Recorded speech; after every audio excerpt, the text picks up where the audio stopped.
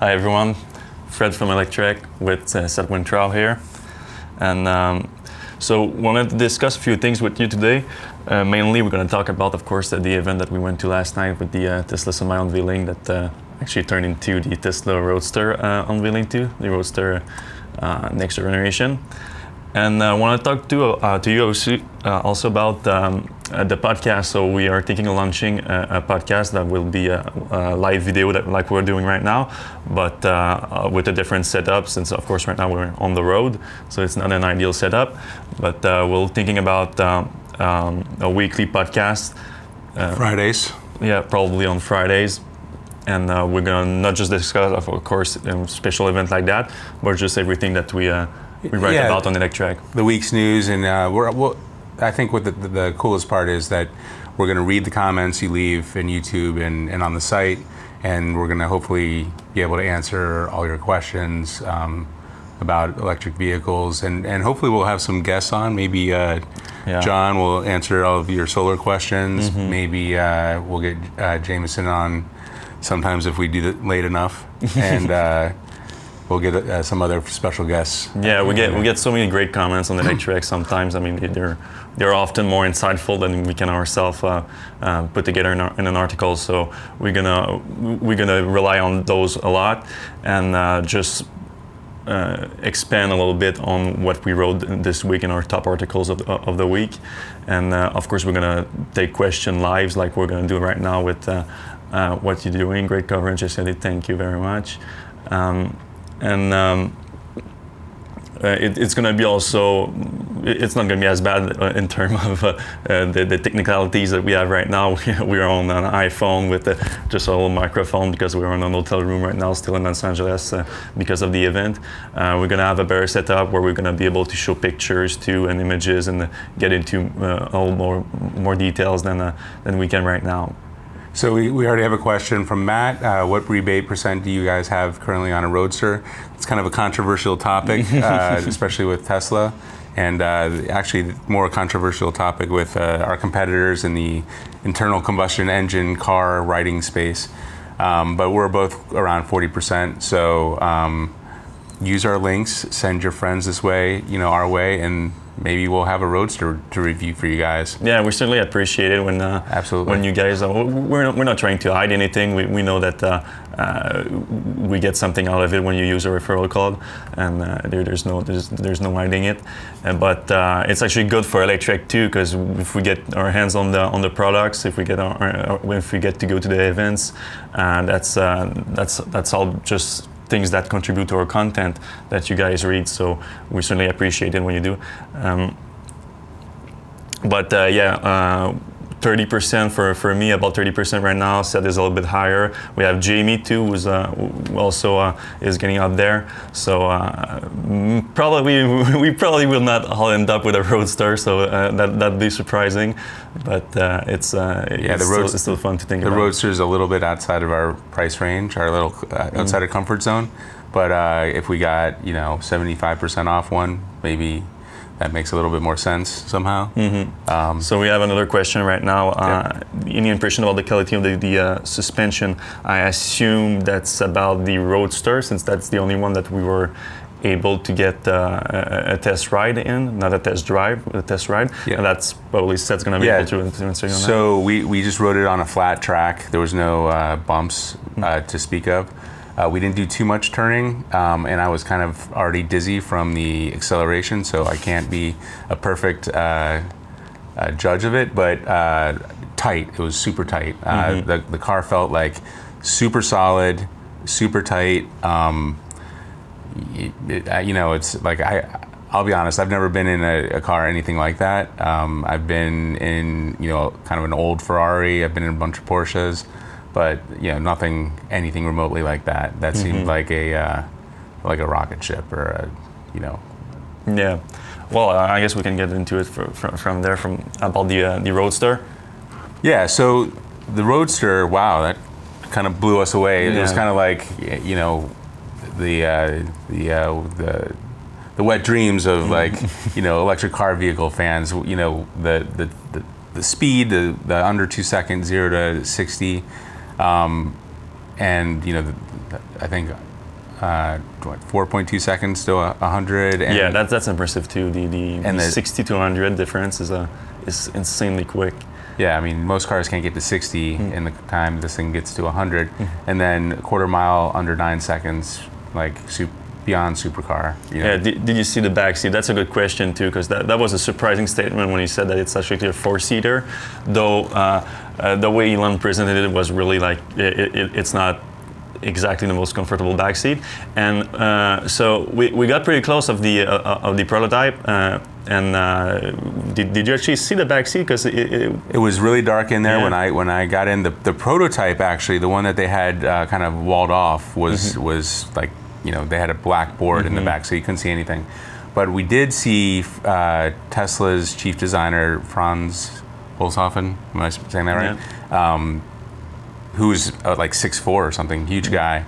And he fit back there. And he fit back there. He was showing his parents. So, you know, clearly, if you need to get 4 people somewhere in an emergency, you're going to be able to do it with this thing. Yeah. And if you have kids, this is probably a car for 4, you know, a family of 4, which I am. So. Did the prototype already have the 200 kilowatt hour battery pack? So that's a good question. So the simple fact that it can fit a battery pack with 200 kilowatt hours of energy capacity in there is mind-boggling. But they said that the spec they were talking about was what they were achieving right now with the prototype. So we have to assume that's the battery pack that's in there right now. Yeah, they actually said specifically that the 200 kilowatt battery pack, or the car in there right now has a 200 kilowatt hour battery pack. And actually, you know, the car was running all night. It was just running people around. So, and you know, not doing 0 to 60 in 1.9 seconds. Yeah, it had to give 100, maybe 100 test ride during the event. So though it was a pretty short test drive. And I tried to look on the dashboard, and it was all kind of just crazy. I mean, there was plaid things happening. It was if you look at the video, it's pretty nutty. Yeah, they had a little animation about like an Easter egg for the maximum played level of speed that they were talking about. But in terms of the battery pack, right now the leading theory, because actually Franz confirmed that it was the same skateboard-like design, right? Right. Yeah, so he confirmed it's the same skateboard-like design for where the battery pack sits between the axles on the floor. And the leading theory right now is that they, instead of having a single layer of a battery cell like they have right now in the Model 3, Model S, Model X, they might have a new battery pack architecture. It's speculation right now, but it's the best we have, that it's two layers of battery cell instead of one. So that's our main theory right now, because Seth, you had an impression that the car was, you were sitting a little bit higher than the original Roadster. So the original Roadster, you're kind of laying down on your back, it feels like, and this car also feels like that. But when I got in the car, I expected my feet to go down into, like, you know, where your feet normally go in a car, and it was actually really high up. So I'm estimating that you've got like 6 to 8 inches of space between the bottom of the car and where your feet are. And that's enough to fit 2 rows of the 2070 cells, I think. 2170. So that, you know, that would make perfect sense, is if there's 2 basically 100 kilowatt battery packs, and maybe one battery pack does you know, the front, and one battery pack does the 2 rear or something like that. So Geoffrey has the question, what do you think about the steering wheels? That's a good question. So it has a sport steering wheel that you won't normally find in a production car. Seth actually has the driver was the Tesla engineer, yep. Right? And he said that it's in the plan for the production car, which would be surprising actually, but not impossible. It's not. There was similar issues with the steering wheel of the Model 3 when for the prototype versus the production version. But no, it sounds like that's their plan, to have the narrow steering wheel that forces you to have 9 and 3. 9 and 3. 9 and 3 position with your hands. And it's interesting because, you know, a lot of people made the Knight Rider illusion when they pulled the car out of the truck. This is the same steering wheel that Knight Rider had, so I thought it was that was kind of interesting. Matt has a question. Do you think they will be able to sustain high speed Nürburgring? Oh, yeah. I think. It will make sense. It's a cooling issue, right? Yeah, right now it's a cooling issue. Some say about the battery pack, and that's probably partly the case, but there's also a problem with the cooling the actual motor, the actual electric motor, and you have three to cool in this case here for the next-gen Roadster. But the energy capacity is certainly there, so if you want to run tracks, you have the energy capacity in the car to do it. Now, can you sustain the speed at high speed for a long period of time? That's the big question right now. So all the specs were related to drag strip again, and we're talking about an acceleration from a standstill. We're talking about the quarter mile. So it's certainly not something that Tesla wanted to discuss right now. They've still focused on what they normally focus to with their performance specs, which is just short distance acceleration. But I think we might learn more about that as we get closer to the production of the new Roadster in the next 3 years. Yeah, what do you think? Do you think they're going to take it to Nuremberg? I think it's in the plans. Yeah. I think they want to go get the more hardcore Porsche fans and people that would really like tracks. So not just the Tesla's vehicles, but any electric vehicles weren't even an option for those people. With that car, it's still not rounded out based on what the specs they released, but I think they might we might get a few surprises there. So also in speed, the 250 plus mile per hour top end, can they do that without gears? I don't think they can. Yeah, that's a good question too. Like, we've never seen any kind of we've seen the Lucid motors did achieve that kind of top speed, right? I think, or pretty close to during their test. So it's not something that we've never seen before in terms of top speed for an electric vehicle, but for production, top speed will be the first time. Yeah, by far. I think 150 is production top speed. The model, the P100. Yeah, for Tesla's current models, but it's certainly achievable.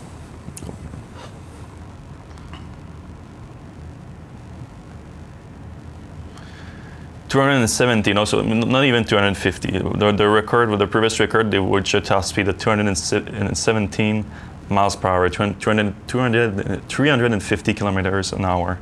That was the previous record for the electric vehicle with the Lucid Air from Lucid Motors. So we're talking even significantly above that without a gear. I don't know if you can do it. I think it's possible that you can do it without a gear, but it will certainly make sense because one other electric vehicles recently was unveiled with gear. But you also need the 0 to 60 speed to get really fast. Also, move these a little closer. I think that it'll improve the. But I think the Rimac car, which has 2 gears, is something to consider, because that thing gets a good top speed, and you really only need 2 gears. Like, the first gear will get you to way over 100, 155, I guess, with the P100D, and then you just need 1 gear to go above that, and you're going up to 250, I guess. So maybe there's just like a ludicrous or a plaid button, and once you hit 150, you hit plaid and the gear shift, and there you go. There's still a lot of unknowns right now for the electric Roadster. It was really the one more thing at the event that closed the show. Really, it ended up grabbing a lot of the attention from the Tesla Semi, because obviously a lot of people were waiting for it. But the main part of the event really was the Tesla Semi. So we did our first preview podcast about it right before the event to share our expectation, and clearly, like, virtually all our expectations were at least met, and some of them were exceeded, crushed, really. Yeah, it was. I mean, we were kind of laying out some high-end expectations. Yes. I mean, you saw the competitors at like. Nikola Motors. A few competitors are already trying to make it seem like it's not that big of an achievement that they did with the Tesla Semi, but I think most people were fairly impressed by what they came out with. So there were two trucks that right out of from the get-go, we were surprised with two different models, very similar models, but both made for different types of trailers. One with a lower roof, and the other more based on the Class 8 with a very aerodynamic style. Mm-hmm. I think we see the smaller one more in Europe, so maybe that's more for the European market or for more dense cities, perhaps, or maybe even container ship areas. Where they're taking containers and moving them around a little bit, but not necessarily going on long trips. And they made the pickup truck out of the smaller one. So the pickup truck sounded almost like a joke when he announced it, and what I'm getting out of it, because Tesla also released a bunch of early sketches of the Tesla Semi, so it sounds like based on the early sketches of the Tesla Semi, they translated that into a pickup truck, but Elon already said before that they were planning to do a mini truck version, a pickup truck version based on it. So a lot of people think it's a joke right now, but I don't think he's joking. I think it's really in the plans. They want to come up with virtually. They want to come up with something to make the Tesla Semi truck drivable by someone with any type of license.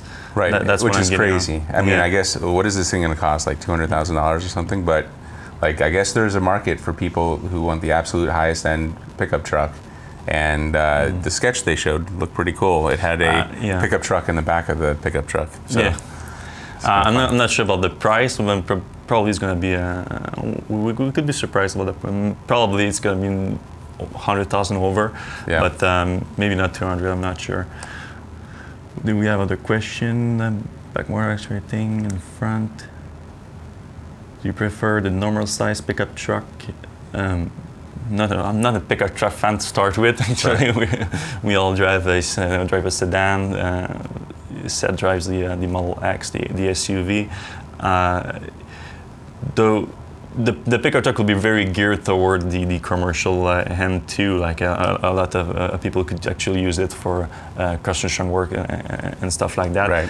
Though we all know that the market in the US for pickup truck goes well beyond the commercial sides, and it's used as a passenger truck for a lot of people, and it won't be something efficient. Like even if it's electric, it's going to be very heavy. It's not an efficient way to move from A to B, but if they can do it. Yeah, we were actually thinking maybe Tesla, just to get to that pickup market quicker, they could make a Model 3 with a bed on it, like an El Camino, and maybe they'll bring back the El Camino, because a lot of pickup drivers, if you jack up the Model 3 a little bit, you get enough wheel clearance for a little bit of dirt, and you got the bed. A lot of truck owners would be okay with that, I think. Yeah. And coming back to the Tesla Semi, in terms of expectation, they met a few things like performance bay for the specs, like the acceleration. That's what is right where we thought it would be, around 20 seconds with a full load, which is a fraction of what a diesel truck can do today. And that was impressive, just that they can do it, but in terms of traffic, it's going to have an impact there. In safety, to having a quicker acceleration to get out of the way is very useful. So there's other aspects like that seem just impressive to start with on a technology basis, but they're going to have real world application for those specs. For sure. And not just acceleration, but going up a 5% grade. If you're ever going through the mountains on a highway, you notice they have to put in that extra lane for the trucks that are going 45 miles per hour. Or if there's not, you get just stuck behind it for a while. Right, you're stuck behind a truck. It'd be a lot nicer to be stuck behind a Tesla Semi, which or not stuck because they're going as fast as you. 65 miles per hour. So that's just one of the many advantages. Other impressive spec that probably the most impressive spec that we were expecting a higher charge rate, of course, the so-called supercharger V3 that we speculated might be a mega charger, which is actually the name of the new product of the new charger. Mega charger are not replacing supercharger; they are specifically for the truck right now. So there's no news as to if any passenger car from Tesla, I'm talking Model S to Model 3, would support any higher charge rate potentially enabled by the mega charger. But it was announced for the Tesla Semi that new mega charger stations are going to be added maybe along the supercharger or independently. I'm not so sure about that.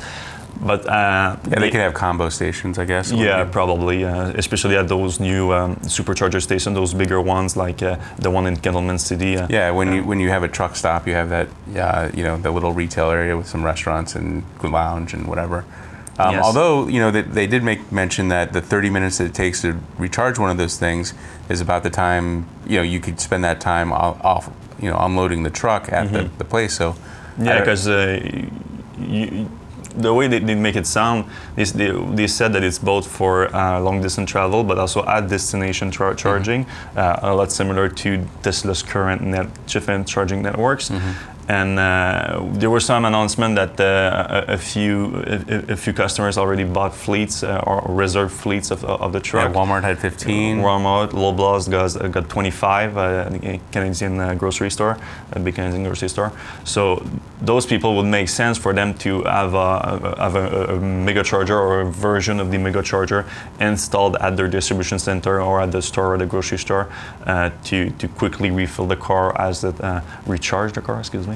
As the unload, yeah, and I think those trucks they're going all day and all night. They want those things just constantly moving, so you can't have a slow charger anywhere. So it's got to be a fast charger at the destination, a fast charger on the way, and a fast charger at the point of origin. So these and what do we think they are? They're going to be like 1.6 megawatts? Yeah, if we look at the metrics that Tesla released right now, which is again, they didn't want to confirm anything in terms of charge rates. They really just want to speak in terms of range added per minute or actually specifically over a 30-minute period of time, because of course, as we know, the charge rate can change depending on the state of charge of the battery pack. If it's not depleted enough, the charge rate can be reduced. So right now, based on Tesla's less than 2 kilowatt hours per mile of energy consumption and the 400 miles added by the mega charger in 30 minutes, we have to assume that the peak capacity of the mega charger could be around 1.6 megawatts, which is insane and as 10 times as powerful as the current version of the supercharger. Over 10 times, which is crazy. 10, yeah. And it's basically charging a 10 times bigger battery 10 times faster. So we're estimating that the battery size is around 1 megawatt for they made it sound like they're gonna have two different battery pack size, one for a 300 miles range and another for a 500 miles range. So it sounds like it would be around the range of 600 kilowatt hours, which was what we were expecting, 300 miles range with a 600 kilowatt hour battery pack. But then they announced also the 500 miles range at a full load at highway speed, which is fairly impressive. And based on our own estimation, it would sound like it's around 1 megawatt hour of worth of energy capacity in that truck. Which is crazy when you think about it. I mean, that's a megawatt of electricity for an hour, which is, Now what's going to be interesting is like how the power companies are going to be able to handle those installation or those mega charger, because Elon announced that they're going to use solar power everywhere for those chargers, but that was the same thing that they did for not that he did, but they did announce for the original supercharger. Right. And as we know now, like it's only a fraction of them that they are powered. Right, and you need to charge at night. You need to charge at night. So even those new ones in a Kilman City, for example, that has now a carport, which is nice, but again, based on most estimations, it's not nearly enough to supply the station once it's busy and during peak hours and stuff like that. So they're going to need a power grid connection, and they're going to need quite a powerful one for the mega charger. Yeah, and so theoretically they're also going to put some power packs out there that'll... Yeah, they said that too, yeah. But at the Kettleman City supercharger, not Bakersfield, but Bakers, between Los Angeles and Las Vegas, I think there's also power packs now there. A few of them were added also in the UK. So they're starting to add power packs. So there's something going on right now in terms of of what was promised about the off-grid supercharger. Yeah, something is going on there for sure. I mean, so what the idea is that during the day, you overproduce solar, you charge up the batteries to full, and then at night the batteries start depleting as things go on. But you know, the amount of electricity you would need to store in order to fuel these trucks. I mean, think about it: one truck, 1 megawatt hour. That is 10 power packs for one truck. So it's just like that. You know, you can't do that. It's just, I mean, you would need like the whole island of Hawaii's like power grid to power your a small fleet. So you know, the grid's probably going to need some backup work. And we've heard that Tesla's actually... Yeah, Matt just corrected us. 5 power packs is right. Oh yeah, per truck. Thank you, Matt. So, but I mean, it's clear that some grid work is going to need to be done. You know, I don't know exactly how or what, but we've heard that Tesla's getting into grid work a little bit. So Darcy asked, est-ce que les batteries dans les semi sont des power packs? So he wants to know if they're the same batteries in the semi as they're in the power pack, which we don't know, but we have to assume that it's probably not the case. Right? Yeah, I think they use lower density stuff in the stationary storage. And I'm pretty sure there has to be some improvement in battery capacity in those. They might be using things that are not in full production right now, not full volume production, but more a new kind of battery with a higher energy density to achieve those kinds of numbers. Because yeah, I mean, otherwise, I would really be interested in seeing what kind of battery architecture, battery pack architecture, enable the same battery capacity that we're seeing right now with the same cells that they're using right now in their other cars. Right. The Roadster is a good example of that. How are they fitting two, you know, Model S X power packs inside a little tiny? It's not super tiny, but smaller Roadster. They're clearly using very efficient batteries. So Jeffrey asks, what do you think about the central seat position of the truck? It's for comfort, for vision, for pretty much everything. It's going to be a funner, more secure vehicle to drive for truck driver. That's for sure. Yeah, and you know, the whole setup inside. We weren't allowed inside. I don't know why that was, but we could see inside, and it looked like a really, like, you know, you look like you're driving the Enterprise or something, like, you know, pretty fancy with the two Model 3 screens. Yeah, it seems like the same screen that you have in the Model 3, the 15-inch screen, that center console. You have one on each side, and also the mirrors for at least for the bigger one, the large Class 8 with the higher roof. You have cameras on the sides, and the cameras feed into just the side of each screen to get your rear view, which is pretty cool. Yeah, and then there was other nice things about the Semi, which I don't know how much they touched on. For instance, the back of the trailer adjusts to the size of the load you're pulling. So I'm assuming if you were pulling a tank of, not gasoline hopefully, but milk, it would adjust around the the center of gravity of the load once you move. Yeah. Right. Yeah. So a lot of little things like the air goes under the smoothly under, and I think it's dispersed to the sides. It's dispersed to fit the trailer, the actual kind of trailer that you're pulling. The cars can not the car, but the airflow will match it so that it doesn't hit the trailer as much, so that you can improve your drag coefficient to achieve more efficiency. Yeah. And that was another part actually of the unveiling, one of the spec that they made it look like they were better than a supercar in terms of drag coefficient. Right. Which is not exactly the most the best comparison that you can make, but it got the point across, that's for sure. Right. There's a lot of attention paid, but if you're trying to get a Bugatti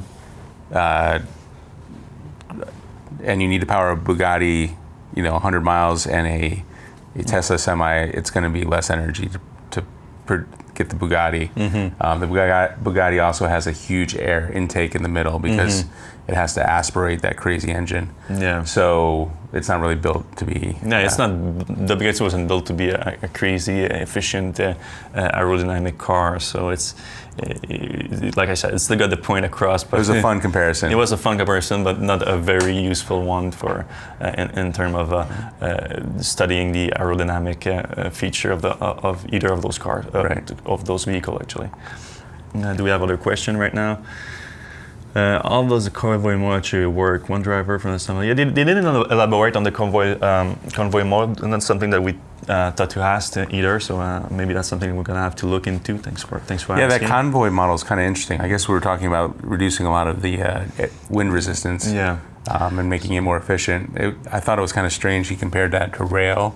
Yeah, I'm not sure that the comparison makes sense in terms of pricing. It's like pennies to move rail freight for like thousands of miles. So I don't know how. I'm sure there's some like loading, unloading rail or the last mile or something. Well, there's in terms of actual cost of operation versus the price. There's a big difference because they were talking about what it costs, but not what they're charging the customers. So that right. they're making the comparison based on different metrics.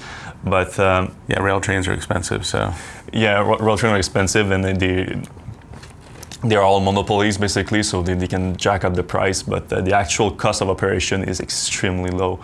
Now, it brings us on in terms of the Convoy, we've seen other companies that do that before, actually in test programs. And normally how it works is that the trucks can talk to each other, so that if the lead truck applies the brake, it does it at the same time, so there's no risk to run into each other. So that's how they get as close as possible and decrease the wind resistance. We assume right now that Tesla has a similar service. We know that they requested with the authorities in Nevada and in California to test such a technology. So we should learn more about that soon. But we assume that it's nothing groundbreaking and similar to what we've seen before for other companies like Peloton, which is the big startup that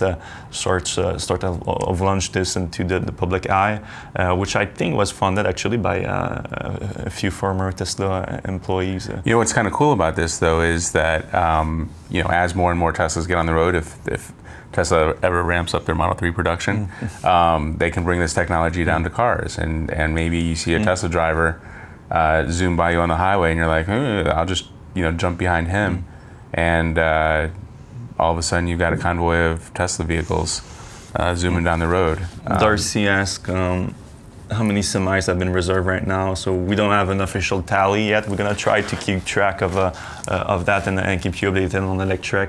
But right now, we know of at least 40 or 50 minimum. But there were a lot of industry people at the event. We're talking like a dozen, if not up to 100 people from the industry that already placed reservation before the event itself, because Tesla was bringing the prototype around to a few of them already. Hey, you know who else needs semis? No? Tesla. That's true. They need to move stuff from they have cars that they need to move from Fremont all over the country, Yeah. and they have parts and stuff coming from the Gigafactory and other places. In California alone, Tesla has a trucking company registered, their own trucking company to operate a fleet of truck, and I think they're already up to 100 trucks right now. So that's 100 trucks that they could replace technically with their own. So I don't think that demand, like most of Tesla's product, demand is not really a problem, at least for the first few years of production. So I don't think we have to worry about that.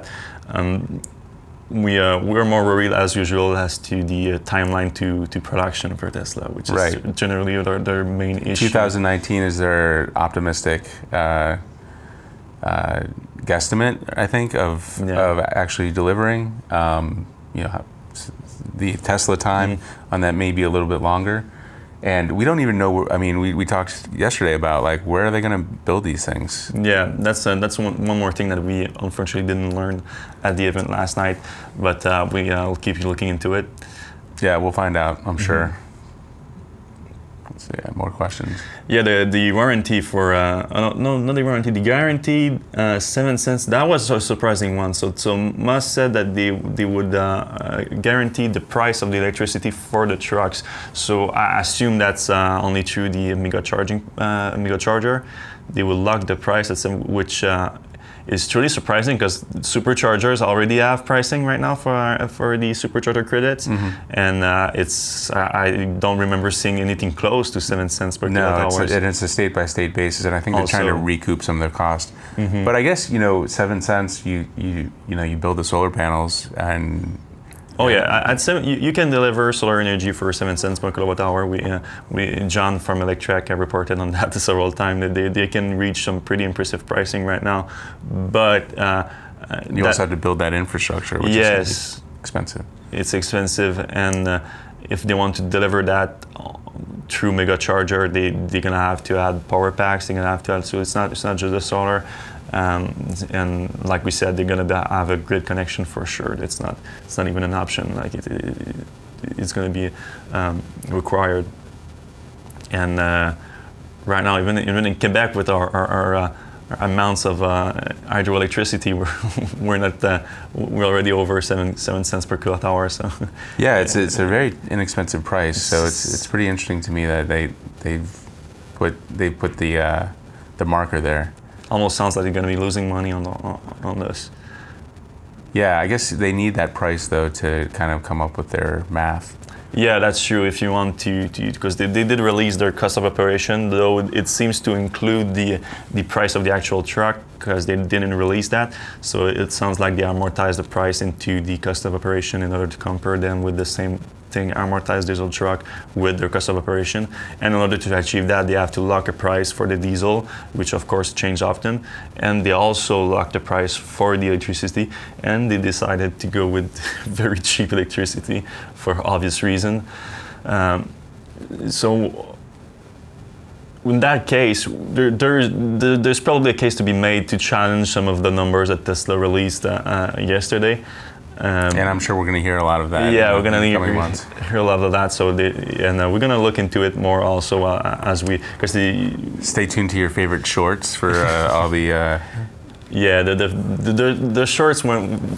While most people were impressed by the event last night, there were still a lot of things that the shorts could grab onto to make their case and reaffirm their views about Tesla. That was actually one of them. The other thing was also for the Roadster, the reservation for the Roadster. I don't think we got into that yet, but the system in place to reserve the Roadster is quite a special one, even for Tesla, which used to charge you $40,000 for a signature Model S just to reserve it and not get it for years.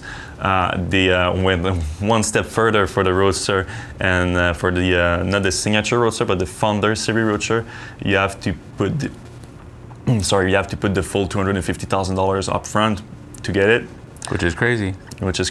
And of course the shorts already, and people betting against Tesla are already calling it a way to bring up funds because they have cash flow problems.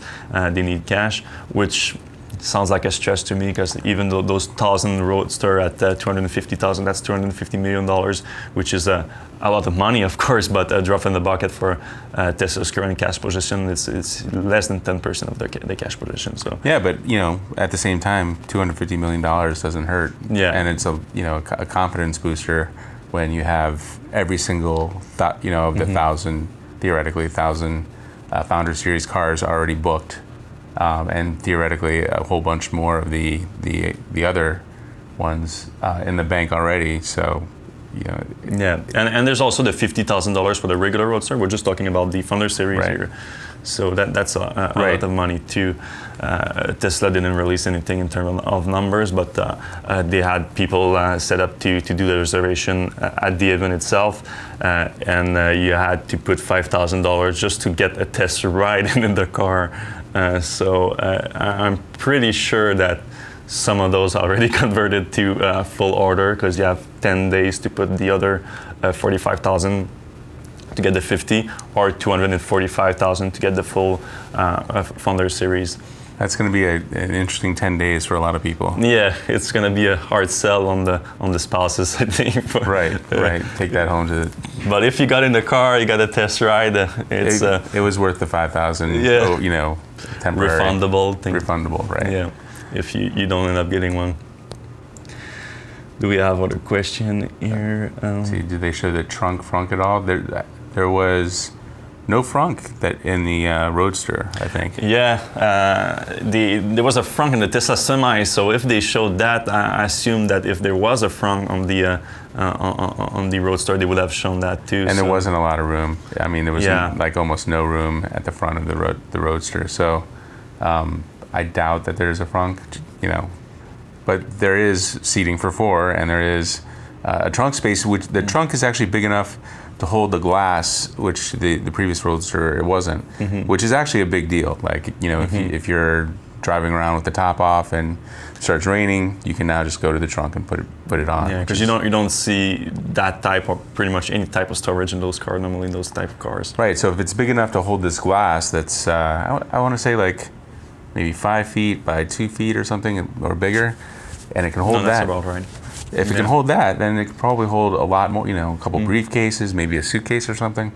So, I mean, theoretically, a family of 4 could go on a legitimate trip, like a road trip. I don't know, if your wife is cool with, theoretically being, like for 4 or 5 hours, or 10 hours, I guess. Yeah. You have 600 miles. You can drive that thing for a long time without stopping. Yeah, so make sure the kids go to the bathroom first, but then, 10 hours of 60 mile per hour driving in the Roadster. I'm sure that'll make for some fun family vacations. To come back quickly to the 7 cents per kilowatt hour, Darcy brought up a good point here, which is that Tesla could potentially lock in some industrial rates instead of the non-consumer rates. But technically, if that was the case, Tesla could also lock the same thing for the superchargers, and if they didn't pass that along to the consumers, or at least not yet. But it's still a potential solution. You're right. That is a good point. And I spoke with EVgo a couple weeks ago, and they said that the energy cost and the charger cost is microscopic compared to getting hit with these time of use penalties and it's also a pain in the butt to deal with each individual utility all over the country. So if Tesla is able to offset with power packs these like high, if you're using a lot of electricity in a high power period, that's extremely expensive. So if they can offset it with power packs, then they're going to save a lot of money in the installations, and as you mentioned, that it might get billed out to them at wholesale rates, which will save them a lot of money, and maybe that's what makes the 7 cents possible. Yeah, still a lot of unknowns at this point, but we're gonna learn a lot more over the next 2 years as Tesla bring out the Tesla Semi to market, or at least try to. I just had an idea. The Tesla Roadster Cannonball Run. across the U.S., it would break all the records. Yeah, that's for sure. There's no doubt there. 600 miles. Also, if you're willing to break the law a little bit Right. in terms of speed limits, and Could it beat a gas car though? yeah, well, it can. It could. If depending on the charge rate too. Right. Because with the charge rate announced with Tesla Semi, would it translate to a higher charge rate for the Roadster? Maybe, we don't know. We don't know yet. I mean, I guess it could be double. Maybe they'll have two superchargers at the same time. Each one charging. If the packs are completely separate, and I Right. don't know if they are, it might be just like the configuration of it, the architecture of it, but it might be be just one. Did we actually see the charge port on the? No, I didn't see any charge port. Yeah, I don't remember seeing. Maybe We saw the charge port on the Tesla Semi. Maybe it's the wireless charging or something. Yeah, that's a possibility too. We saw the charge port on the Tesla Semi, which is looks nothing like the current supercharger. Big. It has a 6-pin, I think, instead of 4, instead of 3, and it's much bigger too. We're talking about this big here, and but yeah, that's pretty much it for the Tesla Semi. Unless you guys have any more questions. We're gonna have continuous coverage of it, of course. Yep, we'll be finding out the answers to all these questions over the next few weeks, months, and years, I guess. Mm-hmm. And as always, if you guys have any questions, shoot us an email from our tip line, or comments here, comments on the website, on Twitter, Facebook, all those places. Yes, we did, Lucas. You're going to be able to come back and see the video after we stopped the live stream. But speaking of live stream and speaking of the podcast, so like we said when we started the stream, we are thinking of doing a weekly podcast every Friday, where we're going to go back over all the news, not all the news, but the most important news that we posted on Electrek during that week. And we're gonna go a little bit more in depth, maybe a little bit more speculation than there's in the articles. And we're also gonna go through the comments, the top comments on each articles, because they're sometimes very insightful. You guys have a lot to say about this stuff, and we care about your opinions, and we want to elaborate on them with you, or at least bring it to a new audience potentially. But yeah, it's gonna be on YouTube with a better setup than we have right now. Of course, we're on the road right now, Sure. in a hotel room, but we're gonna have a better setup each of our respective home to bring this up live, and later on you can watch it on YouTube, or you can just get the audio. We're gonna have a much better audio too, so it's gonna be on every of your possible podcast app. We're talking about what here, iTunes. Yeah, all the podcast apps, the mobile stuff, and yeah, and hopefully we'll have some guests. Maybe we'll be able to get some Tesla employees. What do you think? We're gonna try to get as many interesting guests as we can. Within the possibilities. Within the realms of possibility. Yes, but also other experts. We have also other contributors on Electrek that you might like to, like our Jameson Dow and or John Fitzgerald's. People are very knowledgeable about their specific expertise. Mm-hmm. That could get really great content here for the podcast. And so if you have any suggestion or what we can do to improve on this, and of course it's the first time we're doing it, so it's gonna get exponentially better as we improve, as we get more time to do it. But if you have suggestion, you can send us an email, reach out to us on Twitter, or leave a comment in the section below, and make sure to subscribe. All right. For our next episode. Thank you, guys. Thanks, guys.